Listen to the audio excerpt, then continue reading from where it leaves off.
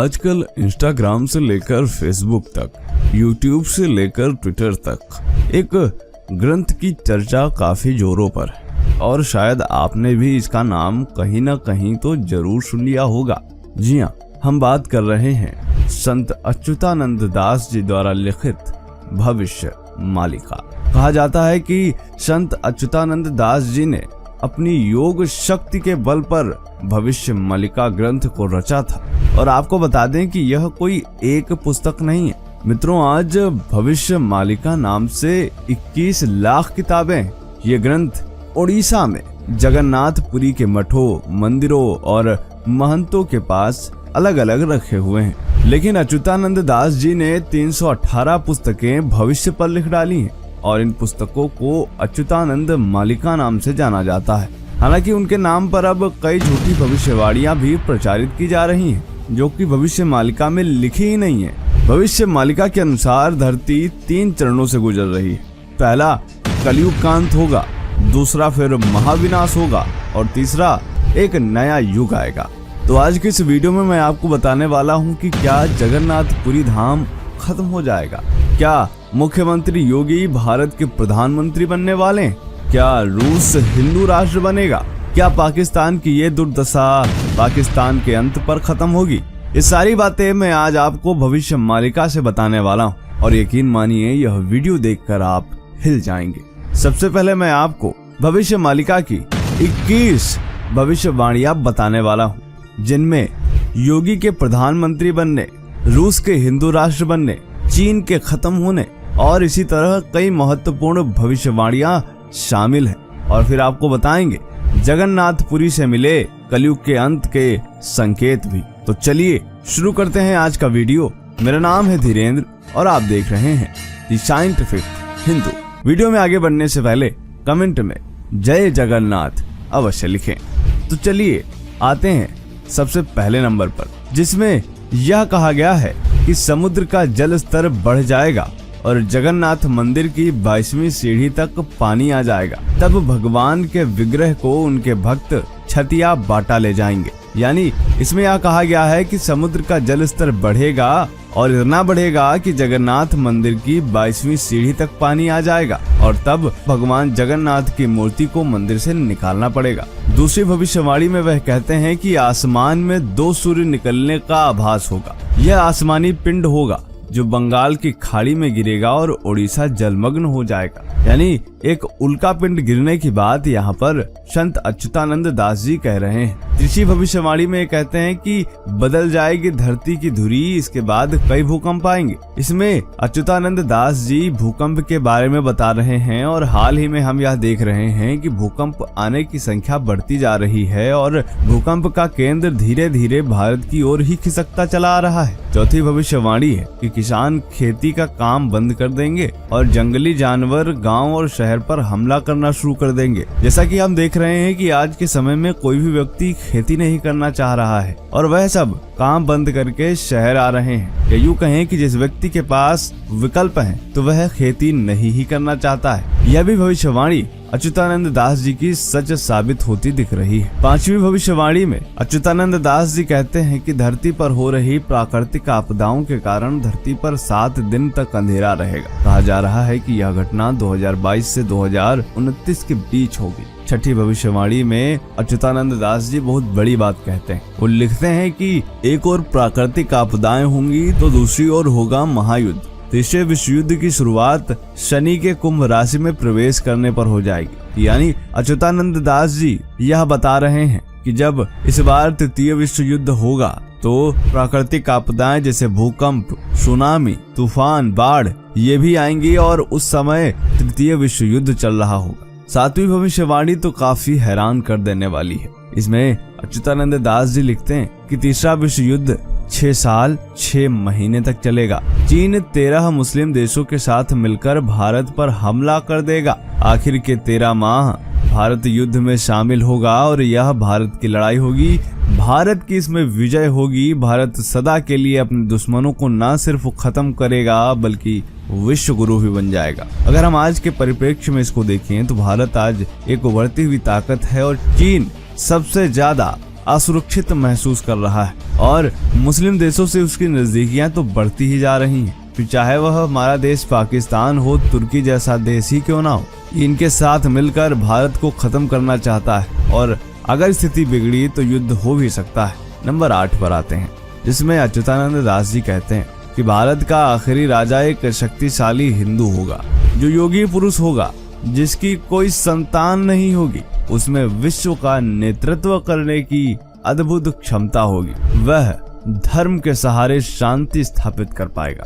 यानी आज के परिप्रेक्ष्य में देखें तो ऐसा राजा तो हमें एक ही दिखता है और वह है यूपी के मुख्यमंत्री योगी आदित्यनाथ। क्योंकि अगर हम प्रधानमंत्री मोदी के परिप्रेक्ष्य में इस भविष्यवाणी को देखें तो मोदी जी योगी नहीं है, वहीं आदित्यनाथ जी, जिनके नाम के आगे योगी भी लगता है, और वह गोरखपुर धाम के मठाधीश भी रहे हैं। यानी जब कलयुग का अंत होने वाला होगा तब भारत का आखिरी राजा एक योगी पुरुष होगा, जो धर्म के सहारे पूरी दुनिया में शांति लाएगा। इस भविष्यवाणी पर लोग विश्लेषण करके कह रहे हैं कि अब प्रधानमंत्री योगी बनने वाले। क्या आपको भी यही लगता है? आते हैं नंबर 9 पर, जिसमें अच्युतानंद दास जी कहते हैं कि उस वक्त उड़ीसा का अंतिम राजा गजपति महाराज होगा। इसी दौरान भगवान कल प्रकट होंगे, जो युद्ध में भारत का साथ देंगे। इस भविष्यवाणी में अच्युतानंद दास जी कह रहे हैं कि जब गजपति महाराज उड़ीसा के राजा होंगे तो यही कलयुग का अंतिम समय होगा और इस दौरान भगवान कल की प्रकट होंगे। 10वीं भविष्यवाणी में अच्युतानंद दास जी लिखते हैं कि अमेरिका का एक बड़ा हिस्सा जलमग्न हो जाएगा, चीन के कई टुकड़े हो जाएंगे, पाकिस्तान का नामो निशान ही मिट जाएगा, पाकिस्तान के साथ मिलकर लड़ने वाली शक्ति कमजोर व दयनीय हो जाएगी और रूस एक हिंदू राष्ट्र बन जाएगा। यूरोप युद्ध लड़ने लायक ही नहीं रहेगा, वहाँ की जनसंख्या ना के बराबर होगी। यानी इसमें अच्युतानंद दास जी सीधे तौर पर यह बता रहे हैं कि एक समय ऐसा आएगा जब रूस हिंदू राष्ट्र बन जाएगा और यूरोप तो युद्ध लड़ने लायक भी नहीं रहेगा। 11वीं भविष्यवाणी पर आते हैं, जिसमें अच्युतानंद दास जी लिखते हैं यूरोप की लगभग सभी आबादी नष्ट हो जाएगी, अंत में रूस ही सफलता प्राप्त करेगा, विजयी रूस को आगामी अवतार वश में करेगा।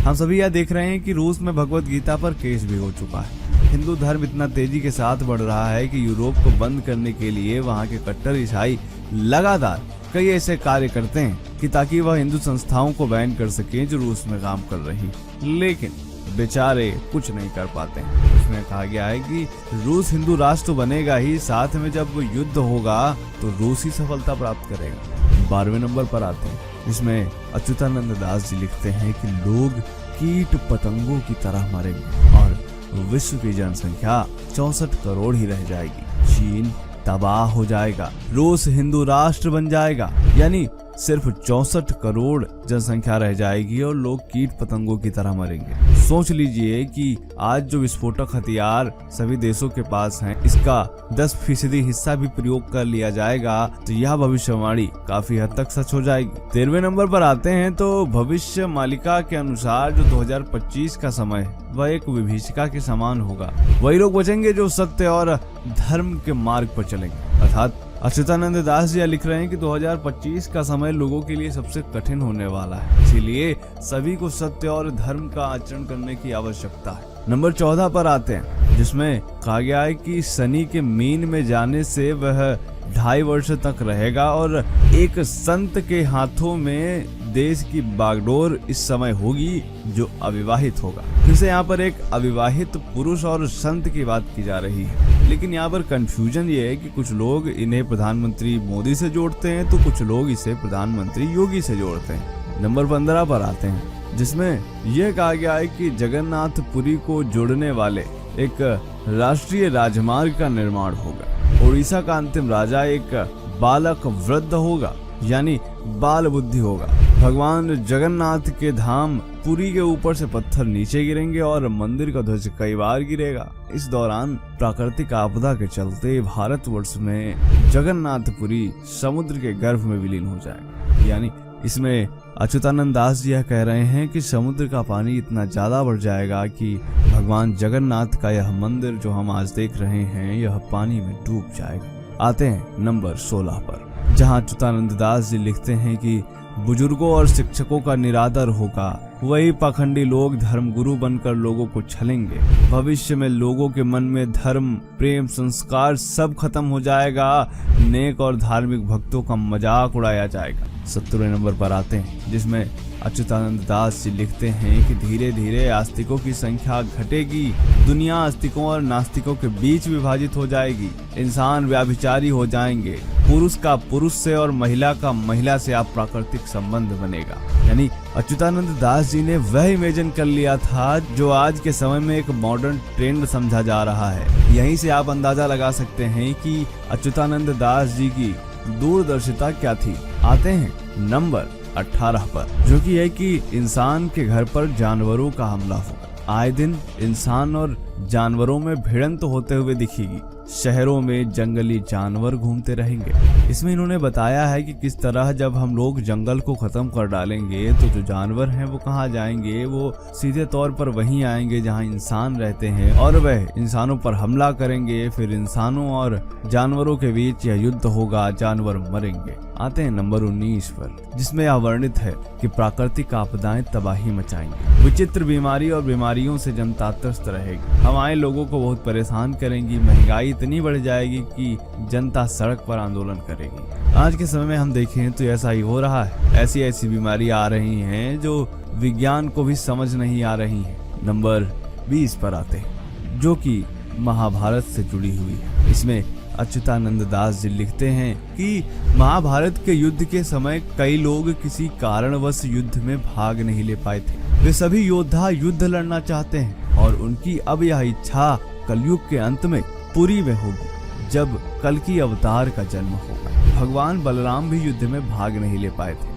बलराम जी को ही जगन्नाथपुरी में बलभद्र नाम से जाना जाता है। कलयुग के अंत में यह प्रकट होंगे और कलयुग के अंत में महाभारत का अधूरा युद्ध फिर से लड़ा जाएगा। तो दोस्तों, ये थी वह 20 भविष्यवाणियां जो भविष्य मालिका में वर्णित है। अब जानते हैं उन 7 अंत के संकेतों के बारे में जो हमें जगन्नाथपुरी से मिले हैं, वो भी कलयुग के अंत को लेकर, सतयुग के उदय को लेकर और भारत में जो कुछ भी हो रहा है। ये 7 अंत के संकेत अगर आपने जान लिए तो आपको सब कुछ समझ आ जाएगा। पहला संकेत जो हमें जगन्नाथ मंदिर से कलयुग के अंत का मिलता है वह यह था कि जब उड़ीसा के श्री क्षेत्र में राजा दिव्य सिंह देव चतुर्थ शासन संभाल रहे होंगे तो कलयुग का अंत हो जाएगा एवं सतयुग की शुरुआत हो चुकी होगी। सतयुग का कहीं कोई प्रभाव भी नहीं दृष्टिगोचर होगा। यही वो समय होगा जब भगवान जगन्नाथ कल की अवतार ग्रहण करेंगे और भगवान जगन्नाथ मानव शरीर धारण करके कल की अवतार लेंगे और धर्म की स्थापना करेंगे। वर्तमान समय में मालिका की बात सत्य हो रही है और 19वें राजा के रूप में श्री दिव्य सिंह देव चतुर्थ इस दायित्व का निर्वहन कर रहे हैं। साथ ही महापुरुष श्री जगन्नाथ दास ने तो ये भी लिखा है कि 19वें राजा श्री दिव्य सिंह चतुर्थ होंगे और उनका कोई पुत्र नहीं होगा, और ऐसा है भी। अतः पहला संकेत ही यह बता रहा है कि कलयुग अपनी समाप्ति की ओर है या फिर खत्म हो गया है। दूसरा संकेत व भविष्यवाणी थी जिसमें महापुरुष अच्युतानंद दास जी द्वारा यह कहा गया है कि जब श्री जगन्नाथ धाम के मुख्य मंदिर से पत्थर गिरेगा तब समझना कि कलयुग का अंत हो गया है, और अब यह वचन सिद्ध हो गया है। 16 जून 1990 को श्री मंदिर के आमला बेढ़ा से एक पत्थर गिरा था, जिसकी जांच के लिए एक समिति भी गठित की गई थी, किंतु वैज्ञानिक आज तक यह पता नहीं लगा पाए कि इतना बड़ा पत्थर मंदिर में कहां से आया और कैसे गिर गया। वैज्ञानिकों के लिए यह आश्चर्यजनक घटना आज भी एक रहस्य बनी हुई है।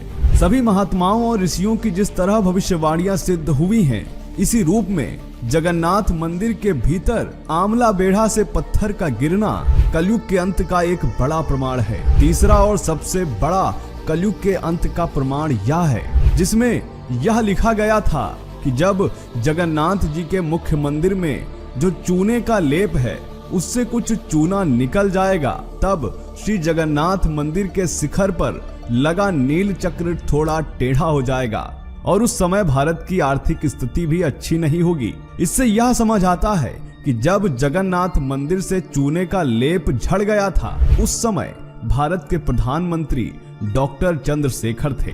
उस समय 3000 टन सोना गिरवी रख के भारत में पैसे की कमी को पूरा किया गया। उसके बाद भारत के प्रधानमंत्री नरसिम्हा राव ने भारत की आर्थिक नीति में बदलाव करके उदारीकरण की नीति अपनाई। तब कहीं जाकर भारत की आर्थिक स्थिति में सुधार हुआ। इससे यह सिद्ध होता है कि महापुरुष अच्युतानंद जी ने आज से 600 वर्ष पूर्व जो कहा था कि जब जगन्नाथ मंदिर से चूना निकल जाएगा और भारत की आर्थिक स्थिति अच्छी नहीं होगी, और तब समझ लेना कि कलयुग अपनी अंत की ओर है। चौथा संकेत और भविष्यवाणी यह थी कि जब आंवला बेढ़ा से पत्थर गिरेगा, तब अरुण स्तंभ के ऊपर बाज पक्षी अथवा गिद्ध बैठ जाएगा। और आपको जानकर हैरानी होगी कि जब आंवला बेढ़ा से पत्थर गिरा था, उस समय अरुण स्तंभ पर शिकारी गिद्ध पक्षी भी बैठा हुआ था। शास्त्रीय परंपरा के अनुसार किसी घर पर गिद्ध पक्षी बैठ जाए तो उस घर में रहने वाले लोगों पर आने वाले समय में संकट का संकेत होता है। उसी तरह अरुण स्तंभ पर बैठे गिद्ध पक्षी का दिखना यह भी कलयुग के अंत का संकेत था। पांचवी भविष्यवाणी में भगवान कहते हैं कि जब मैं नीलाचल को छोड़ूंगा तो मेरे रत्न जड़ित सिंहासन के ऊपर छत्र में पहले आग लग जाएगी और मेरे परिसर में आधी रात को चोरी होगी, पत्थर गिरेंगे, गिद्ध मेरे अरुण स्तंभ पर बैठ जाएगा। और यह सारी चीजें श्री जगन्नाथ क्षेत्र में घटित हो चुकी हैं। इससे यह सिद्ध होता है कि कलयुग अपने पतन की ओर है। और कई बार ऐसी घटनाएं हुई हैं जब जगन्नाथ मंदिर में चोरी की कोशिश की गई है और मंदिर को क्षति भी पहुंची है। छठी भविष्यवाणी में यह कहा गया है कि जब श्री जगन्नाथ मंदिर के रसोई घर पर बिजली गिरेगी, तब कलयुग समाप्त हो जाएगा।